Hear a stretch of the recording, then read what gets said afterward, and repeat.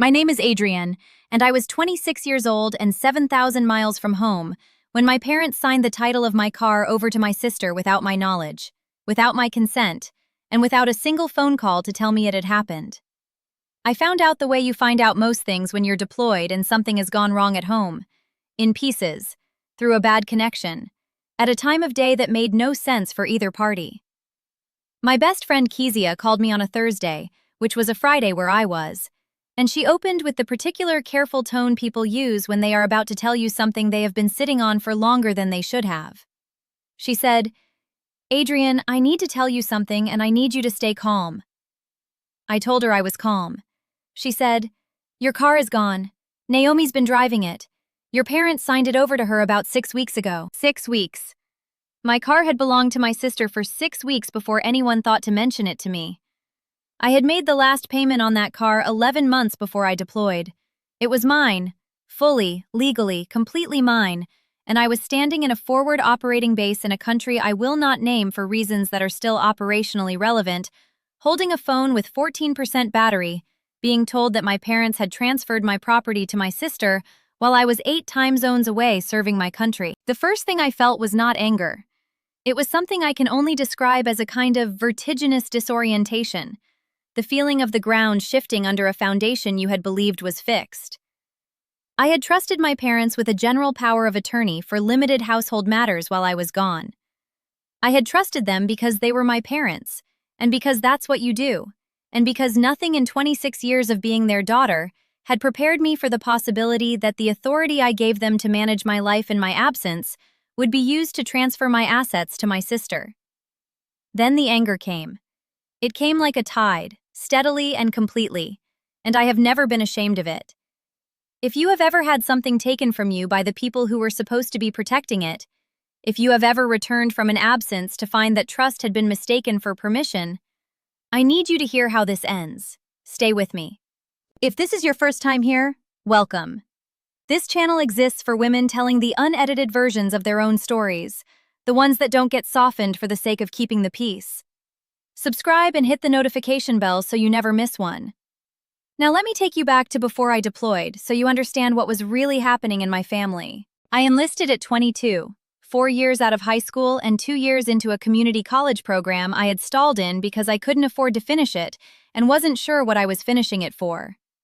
The military gave me direction, structure, a paycheck, and eventually a vocational clarity I hadn't found anywhere else. I was good at my job. I was promoted twice in 4 years. I had a plan: serve my contract, use my education benefits to finish my degree, transition into federal law enforcement, which had been the shape of what I wanted since I was 16 years old watching a documentary about the Secret Service on a Saturday afternoon. I tell you all of this because I want you to understand that I was not a woman without a path. I was not drifting. I had built something deliberate and specific with my life, and the car was part of that, not symbolic, just practical. I had bought it at 24, used but reliable, a 4-year-old sedan with low miles that I had saved for across 18 months of disciplined budgeting. I made the final payment 11 months before I deployed. That car was the first thing I had ever fully owned, and it represented, in the uncomplicated way that first-owned things represent, the fact that I was building a life that was structurally mine. My sister Naomi is 3 years younger than me. She is not a bad person. I want to be precise about that because imprecision in these stories does a disservice to the truth. Naomi is a person who has, for most of her life, occupied the position of family favorite in the way that some children do without fully choosing it and without fully understanding what it costs the people around them.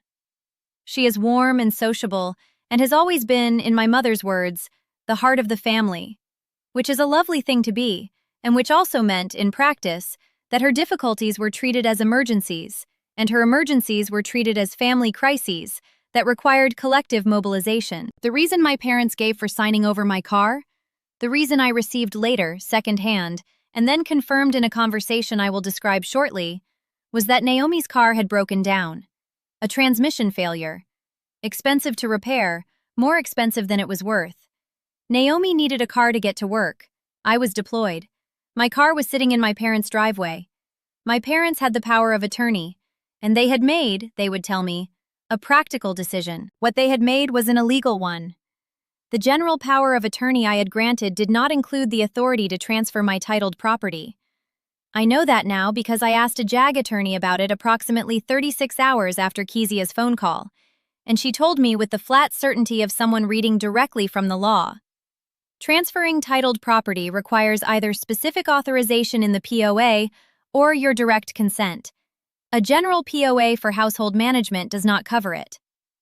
What my parents had done was not a judgment call or a gray area. It was an unauthorized transfer of my property. I want to dwell on that for a moment because I think it matters in a way that goes beyond the legal technicality. My parents knew they were using my car. They knew they had transferred my title. They knew I was deployed and could not object in the moment. And they chose, across 6 weeks, not to tell me. That's not an oversight. That is a decision made in the specific confidence that I would either not find out or, when I did, would absorb it the way I had absorbed other things across a lifetime of being the daughter who was steady, who was capable, who would manage. The steadiness had been mistaken, as it so often is, for the absence of limits. I came home 4 months after Kezia's call. In that time I had done several things. I had consulted with the JAG attorney twice more.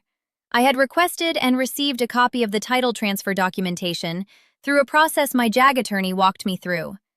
I had confirmed that the transfer had been completed using the general POA I had granted.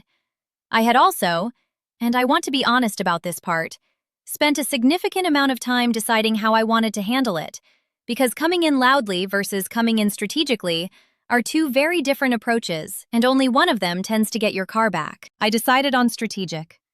I called my parents when I landed, not to address the car, just to say I was home safely and I would see them soon. I let them believe, for 5 days, that I either didn't know or wasn't going to address it. I needed to see the documentation in person, and I needed to understand whether Naomi was a willing participant or had accepted the car without fully knowing how it had been obtained. I found out when I saw Naomi directly. I want to be fair about what I found. She had known the car was mine. She had not known the transfer was unauthorized. She had been told by my parents that they had worked it out with me and that I had agreed to let her use the car while I was gone. She had been lied to as thoroughly as I had, just in a different direction. When I told her the truth, when I showed her the JAG attorney's written assessment of the POA scope, she went very still and then said, "I'll give it back, Adrian. Right now, today, I'll give it back." And I believed her, because I could see she meant it, and because her face in that moment looked the way your face looks when you realize you have been a prop in someone else's story without knowing it. My parents were a different conversation. I went to their house on a Tuesday evening. I sat at their kitchen table, and I notice, writing this, that so many of the stories that matter in families happen at kitchen tables, as though the kitchen table is the room where we are most honestly ourselves. I put the title transfer documentation on the table. I put the JAG attorney's written assessment beside it, and I told my parents, in the same measured voice I had used in difficult operational situations overseas, what had been done, what it meant legally, and what I expected to happen next. My mother's first response was that they had thought I would understand. My father's first response was that it had been an emergency. I let both of those land, and then I said, "I am not asking whether you had reasons. I'm telling you that what was done was not legally authorized, and that I intend to have the title restored to my name. I would prefer to do that here with you, as a family matter. I am also prepared to do it another way." The other way, and they understood this because I had placed the JAG attorney's letter on the table, was the courthouse. The title was not restored that Tuesday. I want to be accurate about the timeline because accuracy matters in these stories, and I am not interested in a version that is cleaner than what actually happened. My parents asked for time. They said they needed to think. My mother cried. My father said that I was making this harder than it needed to be, which is a sentence I have heard from him before in contexts where the difficulty was of his making, and the complaint was that I had noticed. I told him I would give them 1 week and that I would be filing a civil claim on the 8th day if the title had not been restored. On the 7th day, nothing had happened. On the 8th day, I filed. I am not going to pretend the courthouse was comfortable. I am not going to pretend that sitting in a civil courtroom knowing your parents are across the room, having forced this resolution to a family dispute, feels like anything other than the grief it actually is. Grief for what the relationship was supposed to be. Grief for the version of your parents you believed in before you found out what they were capable of. Grief that is real and valid and sits alongside the anger without canceling it. The judge was a woman in her late 50s who had clearly read the filing carefully, because when my parents' attorney began explaining the emergency circumstances and the good intentions and the practical necessity of the situation, she looked up from the documentation with an expression that I can only describe as a specific kind of judicial fatigue. The look of someone who has heard many versions of this particular justification and finds none of them adequate to the facts on the table. She did not say much. She asked 2 precise questions about the scope of the POA and the date of the transfer. She received 2 answers that confirmed what the documentation already showed. And then she looked at my parents. Just looked at them, for a moment, without speaking. And I watched my parents look away first. The car was ordered returned to my name. My parents were responsible for all associated filing costs. The whole proceeding took less than 40 minutes, which is a remarkably short amount of time for the end of a certain kind of innocence. I want to tell you about what came after, because stories that end at the courthouse leave out the harder and more important part, which is everything that happens in the ordinary days once the legal matter is resolved and you still have to figure out what your family is. My parents and I did not speak for 4 months after the ruling. This was not a dramatic declaration on my part. It was simply the natural consequence of a gulf that had opened between us and that neither party was, in those first months, equipped to cross. My mother called twice in that period. I let the calls go to voicemail. Not from cruelty, but from the honest recognition that I did not yet have words for what I wanted to say that would be both true and useful. The conversation that eventually happened was imperfect. My mother apologized in the partial way that people apologize when they are sorry for the outcome, but not fully reconciled to the wrongness of the choice. The kind of apology that contains, if you listen carefully, a sustained belief that the circumstances justified the decision. My father said less and meant more of it. He told me that he had not thought carefully enough about what the power of attorney meant and what it didn't cover, and that he should have called me. It is the most honest thing he has said to me about it, and I have chosen to take it for what it is rather than for what it isn't. Naomi and I are closer now than we were before any of this happened, which is one of the stranger outcomes of the whole episode. She had felt, she told me later, like a prize passed around a family in which neither of us had the power we should have had. She had been given the car as a solution to her problem without being told the full story of where the car came from, and discovering that she had been manipulated, that her parents had lied to her too, just more comfortably, had shifted something in her understanding of our family dynamics. We talk more honestly now than we did when we were growing up in the same house. Sometimes ruptures, when they're survived, make room for something more real. I completed my service commitment, used my education benefits, finished my degree, and am now 3 years into a career with a federal agency I had dreamed about since I was 16 years old, watching that documentary on a Saturday afternoon. The car, for the record, has since been replaced. It became, after everything, a car I did not want to keep looking at, and I sold it and bought something new and felt remarkably good about it. Here is what I want to say to every woman listening to this. Serving your country, or your family, or your community does not require you to surrender your rights within it. Absence is not consent. A power of attorney is a specific legal instrument with defined limits, and understanding those limits before you grant it to anyone, including and especially the people you love most, is not paranoia. It is the kind of practical self-protection that nobody teaches women, particularly women in caretaking roles, to practice with enough consistency. If you are preparing to be absent, for any reason, for any length of time, know what you are signing.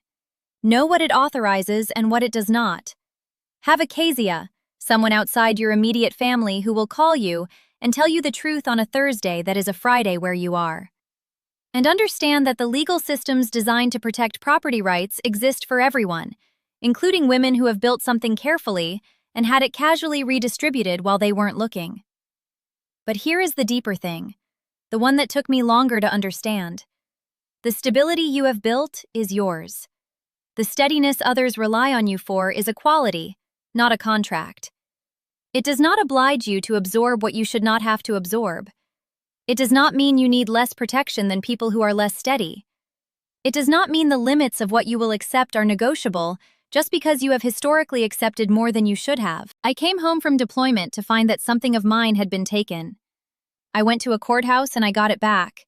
And I want you to know that the part of me that was most afraid, the part that whispered that taking my own parents to court would mean I had failed at something fundamental, that part was wrong.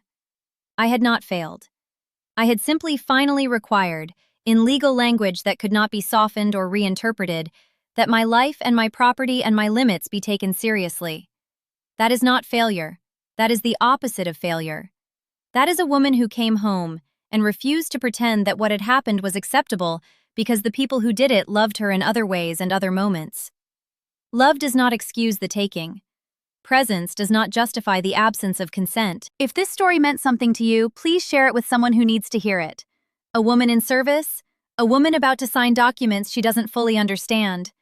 A woman who has been told that her steadiness makes her less deserving of protection. Leave a comment and tell me your story. I read every one. And if you're new here, subscribe and stay. Every week we tell another story about a woman who refused to disappear quietly into someone else's decision about her life. I'm Adrian. Thank you for your time and thank you for listening.